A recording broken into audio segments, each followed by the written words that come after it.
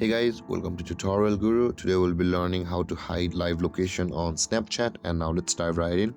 Now to hide your live location on Snapchat, first open up your Snapchat app and make sure to be logged into the account on which you want to hide your location.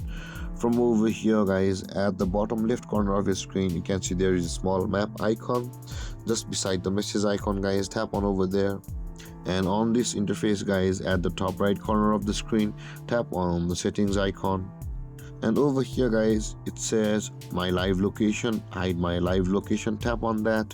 Where it says the hide my live location, there is a toggle icon. Guys, you can see I had hidden my location, and you can let's tap it off. Now you can hide your location by simply tapping on that toggle icon and tap on the duration which you want to hide your live location, and this way, and tap on OK, and this way guys your live location will be hidden on Snapchat.